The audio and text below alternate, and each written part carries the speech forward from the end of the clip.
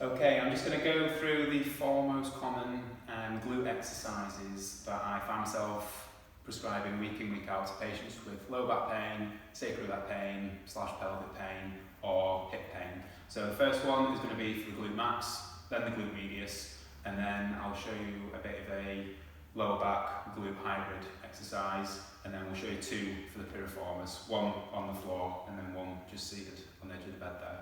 So the first one, laid on the back, so this is probably the most common one that people know of.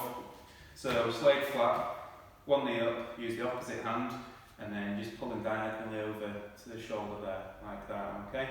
Some people go to just pull straight up and down, so that's just in a forward plane like that. I find it doesn't quite get as good a stretch as what it does just pulling slightly diagonally over like that. So that's for the glute max. Glute medius, which just sits a little bit higher than the glute max, which makes up the bum cheek. This one just sits on the side of the hips, around the back. So ankle just on the outside of the knee there, opposite hand again, and this time pulling over to the side a little bit more spinal rotation. There we go. So from here, we can then go into like a little bit of a hybrid lower back and glute stretch. Take this hand that's hanging free, put it onto the floor as a bit of balance, and then just really sort of rotate over like that. And you get a nice stretch through the lower back there. If you're really tight in the glute, you'll find it'll take up the tension on the glute before you can even get a lower back stretch. So if that's the case, obviously your glutes are quite tight. So work into that before building yourself up into like a lower back stretch. Okay, so next one, we'll go into the pigeon pose.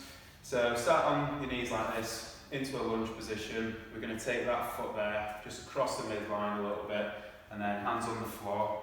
This ankle here, just take it a little bit further back towards the knee, and then it just rests like that. So hands onto the floor, back leg out a little bit, and then we're just stretching down into there.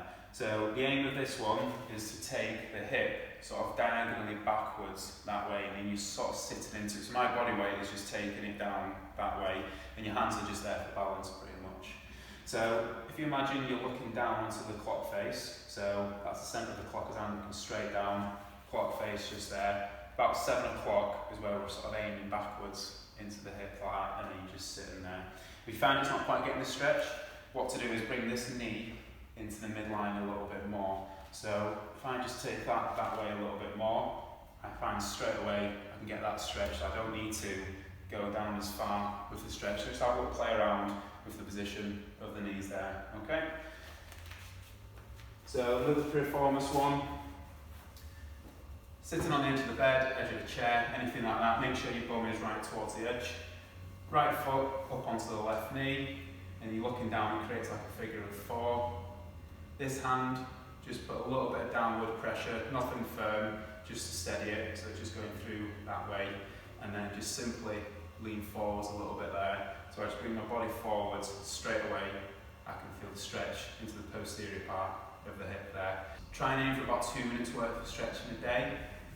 So it doesn't really matter if it's 2 minutes all in one go, or if it's divided down into 20 seconds, 20 seconds, 20 seconds, 6 times to make up to 2 minutes.